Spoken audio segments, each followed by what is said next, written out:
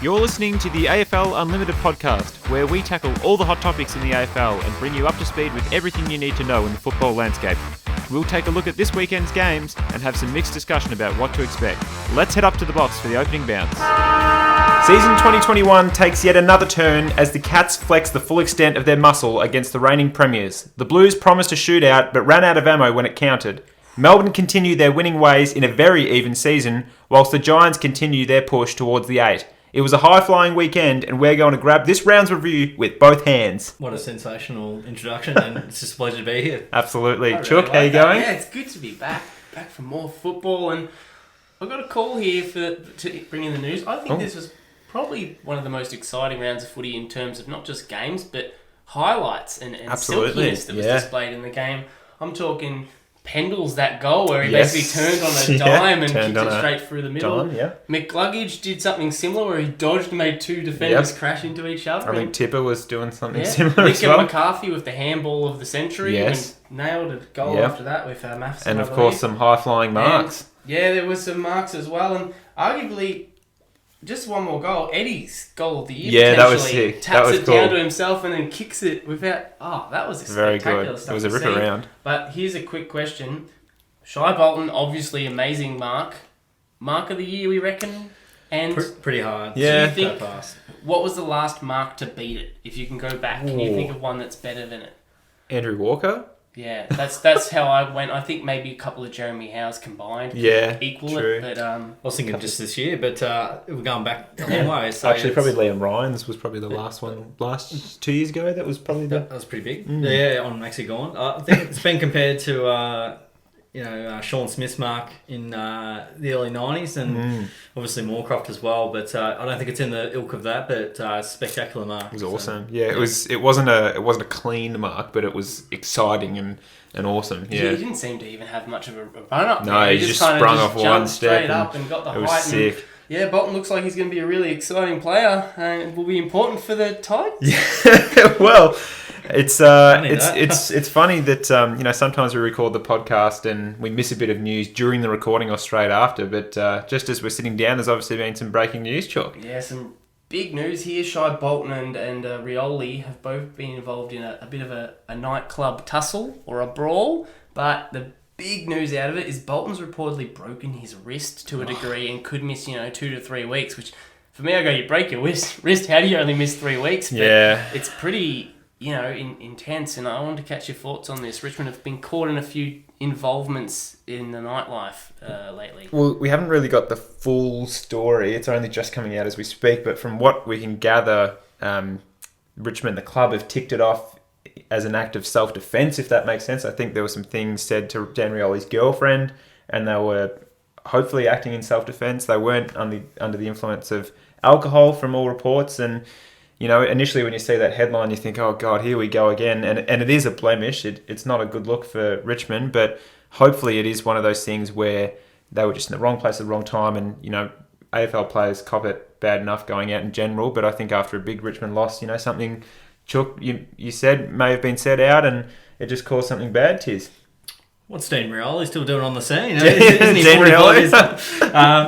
Bolton... the Tigers in particular, it does seem to be a bit of a common trend, and I mean, is it because they're a massive AFL club and that everyone's watching them to be the bad guys of the competition? That could definitely play a bit of a part, but yeah, it's a recurring theme. We're seeing a fair bit. Some expensive fines, obviously in recent times, and kebabs as well, if you like. So they continually find themselves in awkward positions. Are they being micro managed, or in that sense, are they just in the wrong place at the wrong time too often? It certainly has been quite a lot of incidents like this, Chook, that's happened in a very short amount of time. Yeah, you brought up the kebab incidents and a lot of that, and kebab gate, and you think maybe they just need to get themselves checked a little bit. Yeah, okay, they're saying they weren't drinking or anything at the club, but they just lost a 60 points the night before. Then they were, I don't know. It's a weird one, isn't it? Because obviously they're people too, and they're certainly allowed to go out and about, and initially, obviously, as we mentioned, it is a bad look, but you hope this is a case of, it is just the wrong place at the wrong time, and they were acting in self-defence. But obviously a massive blow with Bolton being out for a month potentially, and he's been their best player this year, and it's probably come at the worst time for Richmond, and we don't want to use the WO word, but we'll see what happens in the coming days and next week with this story. It's probably lost a lot of Supercoach people. Well, that's it would have been fresh for a lot of teams. But has ramifications. As we said, we hope it's just a case of, they weren't being juvenile or getting engaged or anything. But speaking of juvenile, a lot of people have been talking about the Port players a bit of a smart aleck response to the prison bars gate, in that they chucked on the uniform. We've been told it was actually a player's initiative that led it, chucking on the prison bar Guernsey just to sing the song and in the rooms, and it's caused a bit of controversy. But what do you guys think? It's just a bit of tongue in cheek, or? I've never heard so much talk about a jumper. A bit of fabric. I'll get annoyed when Geelong wear their white shorts at GMHBA, but I think the Blues M&M jumper probably got the most. Yeah. I think it's quite crafty. It's clever. It's very, very cheeky. But good on them. It's pretty much all I can say. I think it's great. Yeah, I think it's awesome. And they didn't go against the rules. I don't think. It was they didn't after wear the game, it in the game, and it was in a showdown. So good on them. Good on them. Yeah, I don't see why it's still been spoken about, but I did think it was funny. John Ralph was absolutely lighting Eddie Maguire up on Foxtel and says, "Eddie, what are your thoughts on this?" And Eddie was like, no comment for me.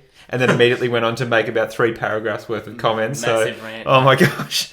It just is that story that keeps coming up, and let's never speak about it again. I think people just need to leave it be, maybe. Yeah. And there's some controversial calls people are having about jumpers and what you should be allowed to wear and what you can't wear and all this nonsense. Just change up the colours slightly, and then there should be no dramas. Hopefully. Yeah.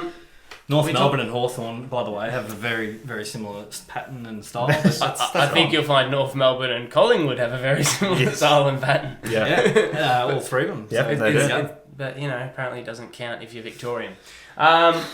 Speaking of some wild decisions, we've got what is arguably the worst deliberate decision ever made, and it was North and Pies. Yeah. Some people are saying shot at goals. Should they be counted as deliberate if they go out of bounds? It's a miskick. That was a massive... did you see it, Tiz? I haven't. Cam Zerha, pretty much on 50, pretty much straight in front of the goals, had a shot, just came off the side of the boot and went out of bounds about 15 metres around from the point post, and they paid... He's busy with his head in his hands, like, oh, God, I can't believe I shanked such a terrible kick, and then he looks up and falls on the ground almost. It was a shocking call, and Bontempelli had a similar one against Carlton as well, where the Dogs player he was kicking to just fell over, so there just wasn't anyone there near the boundary, and they paid to live. But I don't think we've seen anyone as bad as this since James Kelly was... Oh, boy. I know we've spoken about this one before. Vietnam War PTSD. That umpire cannot pay that kick. I think there was a Blues player recently that they kicked a goal. Obviously it wasn't a goal because it was down back. They miskicked it and they didn't pay that. Was it Liam Stocker? That's Stocker different. Last week. Actually, it might have been. That's probably not deliberate because it's a point. And they a miskick there, but pretty harsh. I would have thought. I'm guessing the umpires are normally pretty attuned to a player miskick, but that kind of rule leans itself to not always being accurate, as per Cam Zerha's kick. Hopefully, just a couple of bad ones. It's a bit wild, and it caused some calls from some people. I think Kane Corns is just doing his usual, where he tries to push his own story to get some attention. But he was trying to say maybe the AFL should start looking at what SANFL is doing, where last touch out of bounds is automatically a free kick. And I've probably said it before. We've had this discussion, I think, previously, that what does that do for the ruckman and their role in the league if they no longer really get to do that wrestling or centre bounce and ball ups? It kind of changes the game a lot more than you would think, and it also changes game style. Teams will start going down the centre a lot more, which maybe people want that, but I think it would change the game way more drastically than people are thinking if something like that would happen. I think you're right. I think that is a pretty drastic move there. Way too much of a change to the fabric of the great game that it is. I wouldn't be looking at last touch. I've used this transition a few times, but Kane Corns, speaking of his old club and Scotty Lysett Speaking of his old mate, nailed Scotty, a Scotland. massive tackle on McHenry, and well, knocked him the F out, guys. Oh. What do we think of this? How many weeks do we reckon he's getting? Because he should be getting weeks for it. Well, yeah, he'll absolutely be getting weeks. It was very, very sloppy and careless is the word they use in this situation, Tiz, but probably 3 or 4. I think just that second motion of really slinging poor Ned down and his head bounced off the ground really, really bad. It was quite hard to watch, but they need to make a big statement, just like they did with Dangerfield early in the year with the bump, and I think it's going to land at 2 to 3. I'm happy with, but the way McHenry sort of got up and he just looked like he was on another planet. So it was definitely really hurt as a result. And when it is, they often take the injury and the result rather than the reason why they did it. So. Yeah, he did that second motion. He's got a lot of dramas, so he's looking at 2 to 3 easily, I think.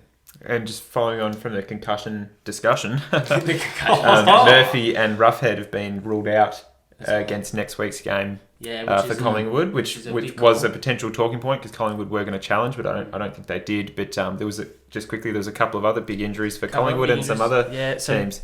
Jeremy Howe just seems to be having a rough day of it lately, and his last few years, to be honest, his hamstring is played up again, and they're locking him in for surgery. So he's going to be out for an extended period. Another one. How does it keep happening? We're hilarious, aren't we? And Zach Butters at Port Adelaide, another Port Adelaide one. They've detected some nerve damage, and so he will probably be extending his time on the sidelines on top of as well, an already extended. Which is... Yeah, this is just turning into something really unfortunate for an exciting young player in the competition. Nerves are no good either. They're much harder to recover than like a bone injury or something like that. So they're hard to fix, really, aren't they? Absolutely. All right, well, that was all the serious stuff, and onto some very light news in our untouched moment of the week for AFL Unlimited. I just showed you guys beforehand, and it obviously was played on the Giants Facebook page, but young Zach Sproul, I believe is how you pronounce his name, he's been on the Giants list a while, and he had his first win against the Bombers, and obviously with the COVID situation going on in New South Wales at the moment, they weren't able to sing the song, and therefore he wasn't able to get a Powerade shower, so he just thought he'd do it himself and just poured the old Powerade bottle on him, and it's pretty funny. He seems like a funny bloke, and I just thought that was indicative of the good spirits at the Giants, and they're going pretty well at the moment. We'll go a bit more in depth on them later, and just a sneaky little untouched moment. Obviously, being Cats fans here, it would be hard for me not to mention Brad Close, who I think has gone under the radar since he's come into the Cats team, and it's gone hand in hand with Cameron coming in, and him and Rowan and Dalhouse form tackling in the forward line has been awesome as of late, as I'm sure you guys would have recognised also. 4 tackles inside 50 on the weekend, which very spicy. We might hear later. Yeah. We'll wait and see. All right, we'll move on to the first game, and Tiz, you've got the new ball. Melburnian. Melbourne and Sydney. This one was at the G. Melbourne by 9 points. And they go to 8-0, and what an amazing start! Oh my gosh! Oh boy! 8-0, boy! They've been absolutely outstanding, and I think last time they were 8-0, someone was singing Mr. Ron Barassi after the game. He was very proud, and that was the last time they were 8-0 when Mr. Ronaldson was he was coaching the D. So what an outstanding performance and start to the year for them. The Swans obviously got the first few, so they sort of touched them up early, but the D's, again, they were challenged, but they just continue to have the answers, boys. So, they're very tough around the contest, and their contest work is as good as any. So, Tom McDonald was the difference. He obviously kicked 4 goals. He was really good with Benny Brown, who kicked 3, so 7 of their 10 goals coming out of the big guys. That's pretty good. Speaking of key posts, Stephen May kept Buddy to just 6 touches and neutralised so many one-on-ones. I've seen highlights, and May just punching at all costs, and it was a sight to see. While you're touching on May, it was an interesting one. We spoke about Tomlinson being out and how they were going to handle it. May wasn't going to be able to be as flowing and attacking as he usually is, but really, he put a massive defensive role on Buddy, and I've heard people say it was probably one of the first times that Buddy showed his age and injury factor as well, and I he still just don't think looked like he's he right. couldn't do anything against Stephen May. Yeah, and I think Melbourne made the right move by leaving McDonald forward and bringing Harrison Petty in, who's been on the list a few years as well, and looks a good size and did his job really well. And May, I think we were discussing about May should have been in the All-Australian team towards the end of last year based on his last 10 rounds. I think he just missed out because he had a couple of injuries last year, but he seems to have continued that form so far, Tiz. It's looking really good. Sydney won the centre clearances 17-4. This is an incredible stat. With Gawn in the team. Gosh. Yeah. And you know how the D's midfield's quite classy and, That's quite clary. Stat. I couldn't believe it. And they won most of the key stats of Swan, so they won't be too upset with the loss. Definitely probably could have potentially got the chocolates, but Melbourne's defence is bloody rock solid. Very hard to get through.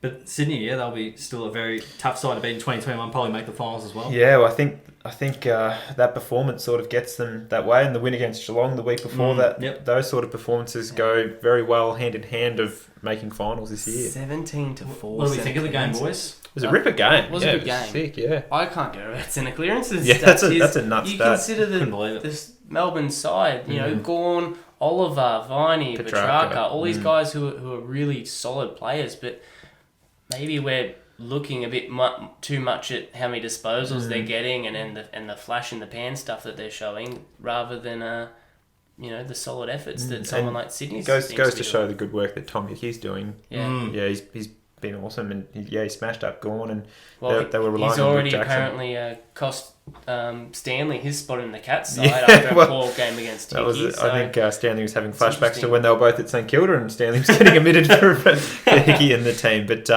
it was an absolutely ripper game, and hopefully both teams will be firing come final. So another game. Speaking of firing and firepower, the Blues and the Western Bullfrogs had a great ripping game on Sunday, and the Dogs ended up winning by 16 points after being down almost 30 points in the middle stages of that game. And the Blues promised a shootout, and they, as I mentioned before, they ran out of ammo with 2 quarters to go, and it was a lot of talk the talk, and they walked a little bit of a walk, and then they forgot how to walk in the second half, and the Bulldogs just absolutely ran rampant. And it was a great game to watch, Chook. Your mate Jacob Wiedering was very good on the Astronaut. Yeah, he was good. You can pile on intercept marks when it's getting in there that many times, though. So you really got to question the midfield at the end there. Yeah. You talked about that second half of it just looking like they kind of just lost their way. Really, I think what happened was they got a comfortable lead, and they said, all right, we've got to start playing defensive to try and stop this. And I've had a few Carlton fans, speaking about that, saying, really, they just tried to play defensive and weren't any good at playing defensive. If they just kept the attack fast-flowing footy, they might have actually been able to run away with it. Absolutely, and you mentioned the midfield being questioned there at the Blues, and I think there are a few players holding Carlton back in that regard. We spoke about Patrick Cripps last week. He's not doing enough, Chook. He's absolutely not doing enough, and we've spoken to Shorty about it off field or off live, and if he's not right, if his back's not right, he shouldn't be playing, because right now he potentially is costing them a final spot, because if that's a fit player, I'm not saying they win, but he did nothing in the last quarter, along with Zach Williams. And Sard's been good this year, but he had a poor game and was very... He did snag a pretty nice junk time goal. Yeah, but it's not enough. It's not enough. It's just papering over the cracks, I think, to be honest. And I think clearly from the dog side, they've had some great inclusions for their team this year. Anthony Scott and Lockie McNeil have been awesome. Scott especially kicked a late goal and has been really good. Which I think was the assist from McNeil, I believe so, well. Yeah. So that goes hand in hand. And I think it's clear to say we had Shorty's take last week, a couple of weeks ago, talking about Melbourne and the Dogs. They were 6-0 at that stage, and the conversation about Petrarca and Bont were going neck and neck and who the best player in the comp is. I think it's probably safe to say Bont right now is the best player in the comp. I would definitely argue the way that he switched it on in that last quarter, he seemed to show up at every contest, whether he was on ball, roosting it to someone or hitting an awesome target, or even up forward himself, getting the goals. He has a lovely left boot, doesn't he? He seems to just have that talent, and I don't think Petrarca's anywhere near his level of talent. Okay. Well, Petrarca's obviously good. He's Yeah. had a great year. But I'd give Bond's- 7 years to Bond, even though how much older he is. Well, he's waiting for a contract too, so it potentially will be coming. Everyone's just waiting for their contract. Absolutely. They definitely gave a really good fight, Carlton, but so often happens is they just have too many lapses throughout games, and moments where they just have terrible turnovers which lead to goals. And part of me also thinks the Dogs are a very proud side and a very good side. They're always going to fight back as well. So whether or not Carlton had the capacity to be able to, I suppose, nullify that was another thing. But Harry Mackay, Yep. another 4 goals. Yep. He's leading the a Coleman. bloody start. 30 goals for the year. Yep. He's now leading Coleman, isn't he, guys? Yeah, Yep. he is. He is. Tex is taking a little bit of a break, but Harry Mackay is going to be a start. I wonder what kind of monetary remuneration he'll receive in the near future. Monetary remuneration. money. You'd be paying him more than Cripps at this rate. Yeah, and Cripps 15 touches over the weekend, but just not good enough. No. I think Williams got 9 touches as a midfielder. That's shocking. He 12 played a aside. shocker. Williams. Yep. He played a shocker. You know, it seems wild that it was only earlier in the year that I was talking about. Oh, Harry Mackay, he's actually looking to develop a little bit. He's looking good. And everyone's like, yeah, he is looking a bit developed. And now he's basically the best forward in the competition he's the best almost. forward in the competition. And how far away is bloody Charlie Curnow I from think getting he's a game on again? the way back. I don't think they're expecting him anytime soon, but towards the end of the year, potentially. So that's one to watch. If they get some firepower back and they're in touch late in the season, that'd be interesting to see what happens there. You'd almost say move over Hawke and Cameron. Well, a very mature performance from the Dogs and a great finish to the game for them. Absolutely. And you mentioned Hawke and Cameron there, Chook, and we've got Shorty mailing in his review of the Cats and the Richmond game, which was very fun to watch, and we'll hear what Shorty's thoughts are on that game. G'day fellas, enjoy the pod. Hope everyone's well out there. Going to take a look at the Cats and the Tigers, and what a game it was. Obviously, we saw the Tigers respond and answer many critics a week prior, really smashing the Dogs up after a good start from the Bulldogs. And the Cats, well, there were murmurings that, hey, maybe a change in game plan has them ready to continue to be a flag contender after a scratchy start. There was a lot on the line, and gee, it was some sort of game. And as Cats fans, had us excited. Now at halftime, let's take it back quarter time. Tigers looking the goods. Half time, Geelong fight back, but hey, this one's on the line. This is a big game between two big clubs.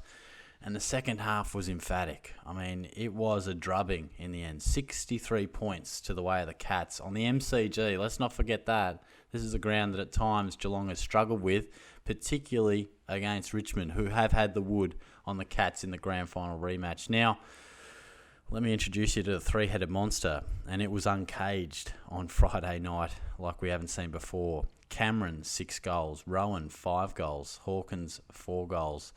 It was scary, and as Tizio rightly pointed out a few times watching the game, that indirect effect of Cameron coming to the club is someone like Rowan, who has been good at times, but bobbing up and having even bigger bags than we've ever seen him before. And Hawkins kicked 4, Cameron kicked 6, but the score involvements were huge. So let's take a look at each club here. I mean, what's your takeaway? From the Cats, it's clear. Confidence booster against a team that has destroyed them and caused a lot of pain on a tough venue.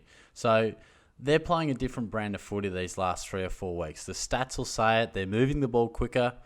I could have told you that three months ago. But finally, the trigger has been pulled. Geelong are playing 2021 football. They've parked the 2020 game plan that they played for the first 3 to 4 weeks. And would you have a look at it? They are moving it nicely, handballing a lot more. And even on Friday night, sort of diverting away from handball early and taking a bit more of a kicking game. And, I mean, that's a very vague sort of statement. There will be a lot more subtle changes to the Cats game plan that we just don't pick up as everyday fans. But whatever it is, it's working, and I tip my hat to the Cats coaching staff. And there are a lot of players that are, these recruits, they're starting to really shine for Geelong. So they are a premiership contender. If you had any concerns about that previously, they were put to rest on Friday. What about the Tigers? I think we always just say, almost after every loss, no, they'll bounce back.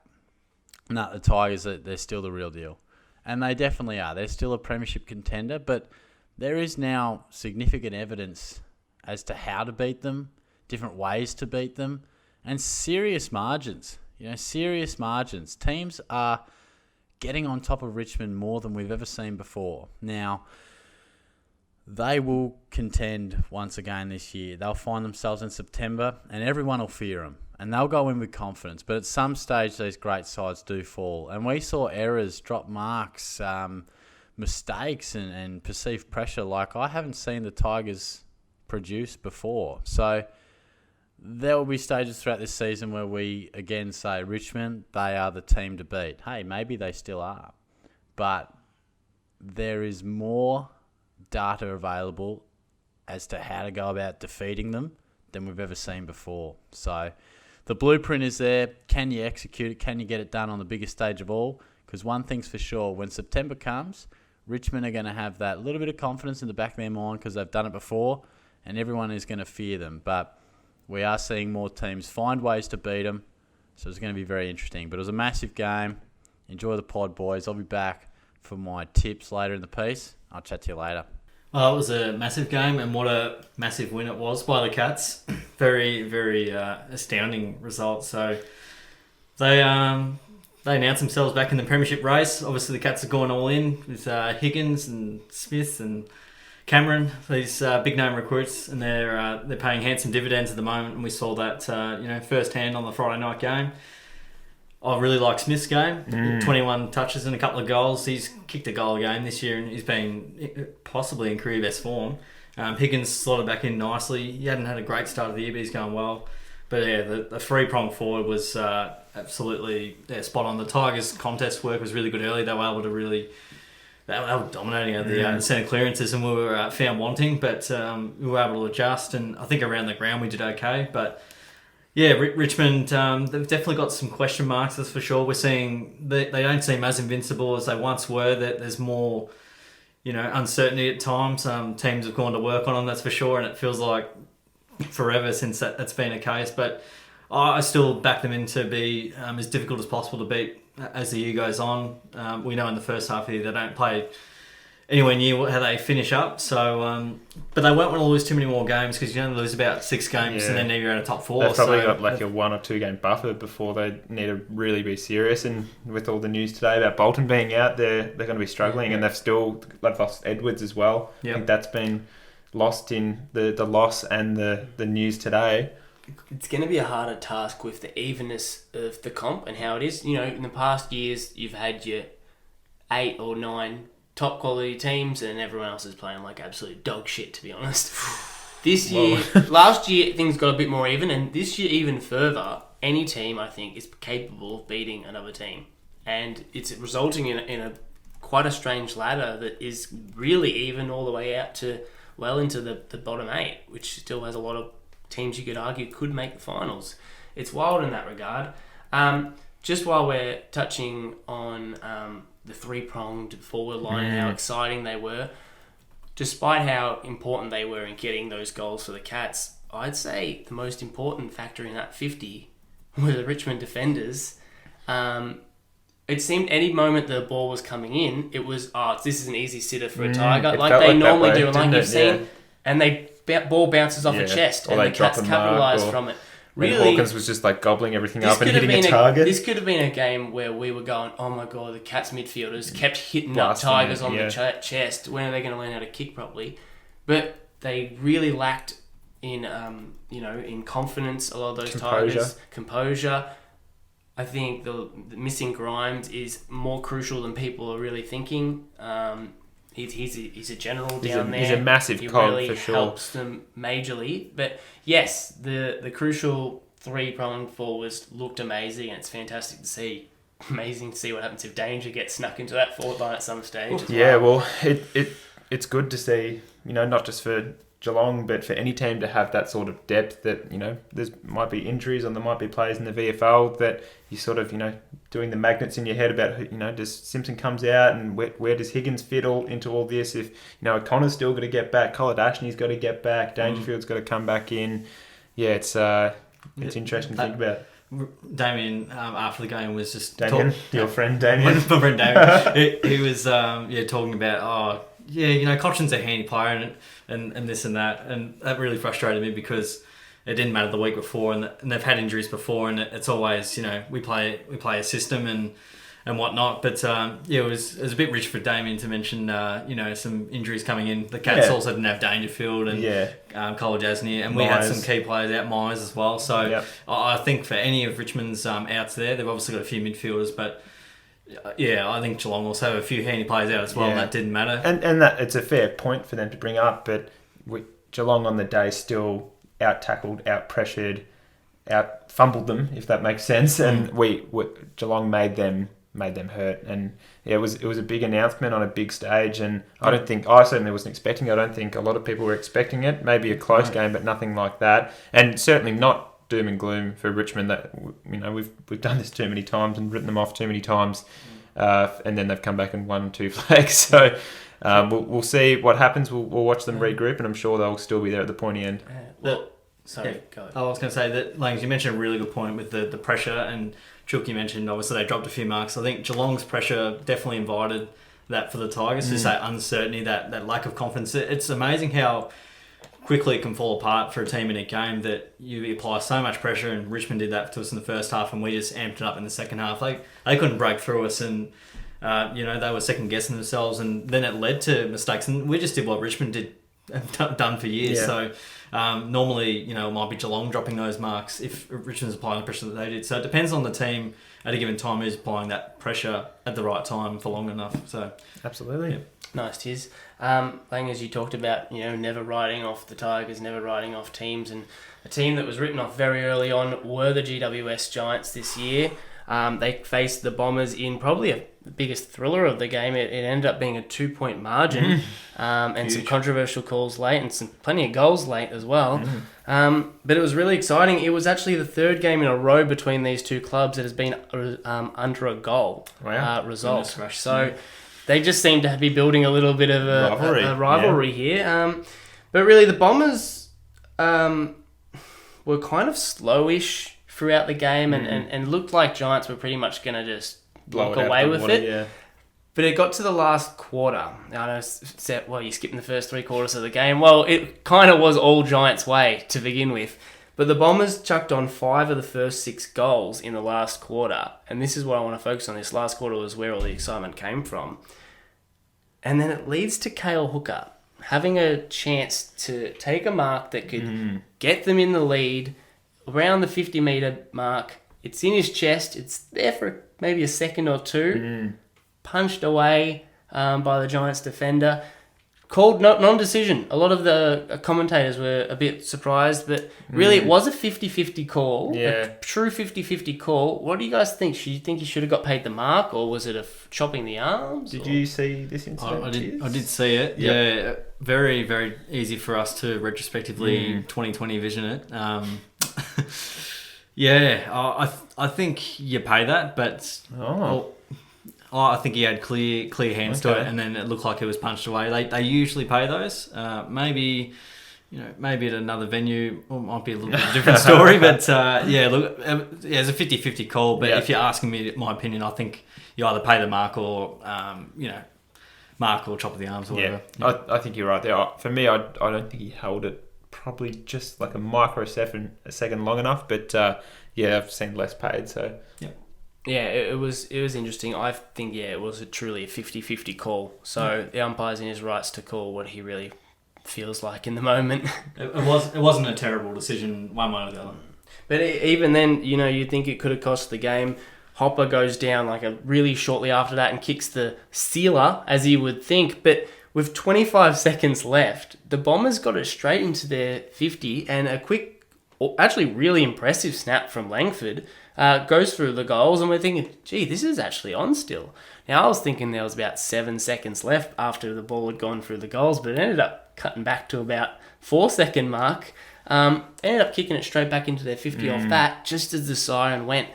You feel like if there was a minute or two left, if it was a mark, it would have been a shot at goal. So the Bombers could have won this game, and I don't want to take away from the Giants here, because I think they were really impressive. And the Bombers were too. The Bombers were impressive. We've spoken about them all year as having great kids, and they've won they've lost 3 games by 3, 2 and 1 point. So they're 2 and 6, but they've been really impressive. And we've got people saying maybe we don't need Sard with Cox and all these guys looking so impressive around. Redmond, we've mentioned them last week. They've been fantastic. Big Hind fan, I really am. Yeah, he's really been awesome. Yeah. And Merritt is still so crucial, racking up the ball every bloody week. He really could be potentially all Australian this year. But he's also got that big free agency decision coming up, I think, at the end of this year. I think with the way that they're performing, though, Bombers aren't a doom and gloom club. No. He would be seeing the youth that is around him, and I think he'd probably be staying. I'd be staying. And really, he's probably going to get the most money at the club, I think, of anyone else there. So I don't think money should be an issue for him. Absolutely. Now, answer me this, Chook. They had a poor start to the season. They had a terrible start to the season, actually. They've got Whitfield back. They've got Hogan back. Mumford's won 4 out of 4 games for them. Can you see the Giants pushing the 8, making the 8 by the end of the year? This is a bit wild one to consider. They lost the first 3. Everyone wrote them off. But they also had some good promising people seeing Fleet in the ruck looking good and impressive. But now he can't even get a game against Mumford for some reason. But yes, the Giants can definitely make the 8 this year. I think they've actually just as scary a team as any actually at the moment. There's these youngsters. You would have thought over the years how much talent has come through and everyone suddenly thinks, oh, they don't have any talent anymore. You don't lose Treloar, Shield, Taylor Adams, John Patton, Boyd, Jeremy Cameron as well. All these absolute stars, Dylan Shield, that have come out of this club. You think that they don't have anyone left in their back pocket? Where was this money? Kelly is a star. The last couple of years he's come through and shown how good he is. They're playing him in the correct position now Whitfield, as well. obviously you said. Cornelio is an absolute gun still. And Taranto, I just can't rant enough about how good Taranto has come. Rant about Tarant. How impressive he's been, really showing he deserved his draft pick. He's been stuck behind a lot of these guys and now they've all, pissed off. He's absolutely killing it. This Giants midfield, this Giants forward line with Hogan, Finlayson and all these other guys that are playing really well. The Giants are back in a Ferrari. It may be a lesser model, but they're still there. Yep. They're not on blocks just yet. Okay. These Giants are fighting. Leon Cameron's still got a job, I reckon, at the end of the year, and they could be finals bound for sure. I'm really excited about this Giants team. Awesome.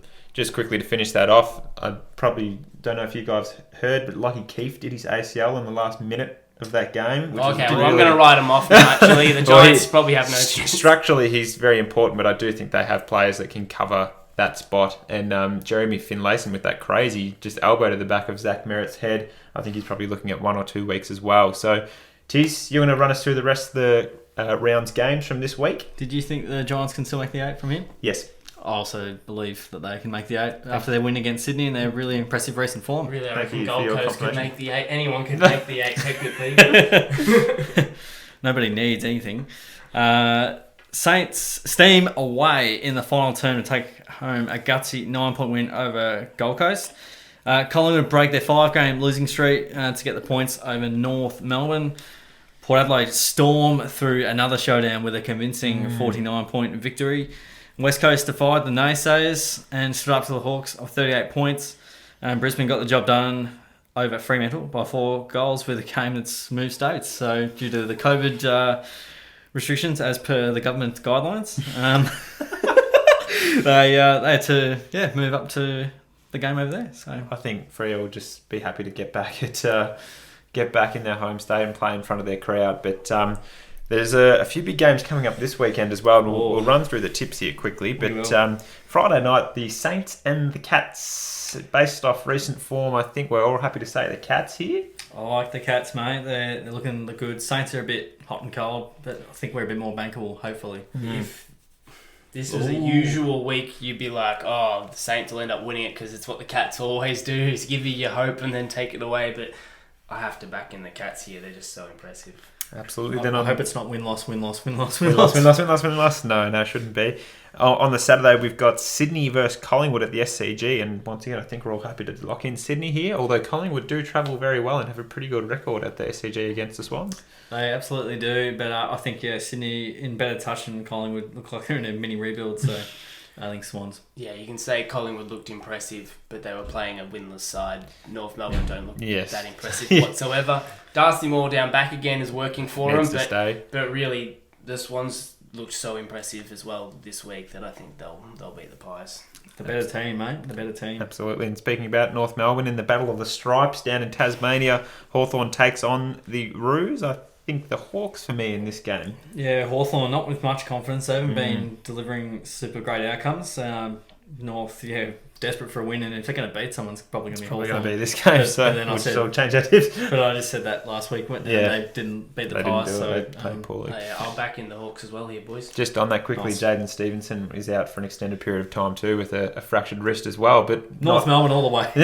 not in a bar fight, which is good for North Melbourne. So, next up, we've got the Q clash with Took Miller out as well with that 1 game suspension. So the star players dropping left, right, and centre. Yes, I think the Lions have been building into some really great form lately, and they're up to 5th on the ladder and looking really good.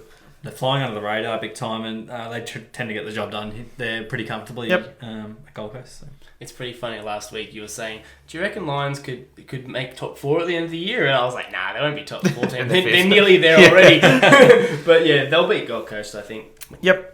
Now, next up, this game, 5:25, if I'm reading that correctly. Is that correct? That's a bit of a strange one. Possible. Okay, I think they've just done a typo there, but if it's actually at 5:25, that would be interesting. Yes. Richmond and the Giants at Marvel Stadium. I've actually tipped the Giants here, based on their recent form and from our conversation we just had. I think they can get the job done against Richmond. Wow, that's big. Exciting. Richmond don't particularly play Marvel super well, and Giants have been in better form, and with Edwards and Bolton out, I'm pretty confident to tip Giants here. Confident? I'm very confident in Richmond. Maybe not comfortable. Maybe not confident. Comfortable. I'm comfortable in tipping Richmond to respond back. Definitely, though, I think the Giants are with a sneaky chance. They, team that could push them for sure. Well, I can't talk up the Giants like I just did then and not tip them. So I'm definitely going to tip the Richmond Tigers. Oh my gosh! Wow! Oh, he's Richmond tip. It definitely is 7:25. I think that just says 5 there for some reason. But this one's going to be huge. The Dogs and Port Adelaide at Adelaide Oval. We'll find a lot out about either of these teams based on the result of this. But just for the home ground advantage, I've gone Port. Yeah, Port just will be a tight game. The Dogs, 19 and 16, they defeated them over at Adelaide Oval, so they are capable when they're a good side. But Charlie Dixon needs to kick some goals against some good clubs. He does. He's kicked 0 against top 8 clubs so far. Yep. Needs to lift. Dogs. I just think they're a step above Port at the moment. Yeah, that's pretty 50-50 that game. So absolutely. This one's interesting as well. On Sunday, 1:10 p.m, Essendon versus Fremantle at Marvel Stadium. I've personally gone the Dons. I think they're probably due for some wins, but if Nat Fyfe can get his kicking issues under control, I think the Dockers could steamroll Essendon. I like Essendon at home. They're 2 and 6, but as you mentioned, they've been very competitive in a lot of their games. Some tight losses there. How many behinds has Fyfe kicked, by the way? He's kicked 2 goals, 15 for the year. Well, might need to get his kicking boots on, eh? And a haircut. What do you think, Chuck? Bombers for me. Fyfe's haircut. Bombers for me. His haircut looks terrible, but he's still just as good a player as he's always been. Yeah. But Bombers for me. There you go. It's funny, the conversation that comes up. Is Fyfe a champion player? Yeah, he's won 2 Brownlows. He's won 2 Brownlows, mate. He's literally got like one of the greatest, careers Brownlow votes ever. Sunday as well, Melbourne versus Carlton. I think happy to tip the D's here, all of us all round.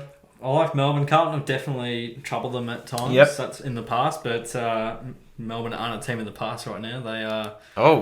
They are kicking goals at the moment and looking really good. Has just done a live tweet, a live tip of Carlton. Yeah, I think Melbourne have shown that they're a little shaky at the moment. Whoa, okay, shaky. They're definitely a solid team, but if you watch their game against Sydney, they looked a bit shaky, I thought. Okay. At times, Sydney got a hold of them. I know Carlton definitely have looked shaky at times, but I don't know. Sydney's been in good form. They beat Geelong. I've just got a feeling for the Okay, Blues. yeah, well, someone has to beat Melbourne. It's very unlikely that they're going I'm to going to go. go 22. Absolutely, yes. Well, that's fair enough. Well, should be interesting to see that. What do you think, Lex? I tipped Melbourne. You like the Melbourneian Demons? Happy to tip the D's here. And the last one to finish off, West Coast and Adelaide at Optus Stadium. Poor Freo don't get any home games, and West Coast just get Adelaide at home. So I think we're once again all happy to tip West Coast here. That could be triple digits, by the way. Yeah, that could be huge. They've really dropped Eagles off the pace. by 47 points. 47, cool. maybe 74. We'll just listen to Shorty's tips quickly as well. G'day, fellas. Shorty here with the tips. I feel like this week, a couple of weeks I've had a couple of little upset selections, but I've gone pretty vanilla this weekend. I've got the Cats on Friday night defeating the Saints by 17 points. Sydney to take care of the Pies. Hawthorn to beat North Melbourne. That was probably the one I nearly tipped North. Nearly tipped them. Brisbane to beat Gold Coast. Richmond to beat the Giants. Port Adelaide to beat the Dogs. I wonder if a couple of you might go the Dogs. Not sure. Half tempted by Freo, but I don't know. They're just a little shakier than maybe we anticipated. Going the Bombers there. Melbourne to beat Carlton. And West Coast to beat Adelaide in the last game of the round. Thanks. So that was Shorty's tips. Pretty similar to ours, but overall pretty common theme, pretty vanilla there from most of us. As usual, guys, make sure you are commenting and subscribing and liking all of that stuff. Facebook, Instagram, Twitter, YouTube, Ring that SoundCloud, Spotify. Ring any sort of Pony bell Express, or any sort of bell or notification. Thank you for listening as always, and we'll see you next week. Bye. Thanks for listening to this episode. Make sure you follow us on Facebook and Twitter. AFL Unlimited, because footy is limitless.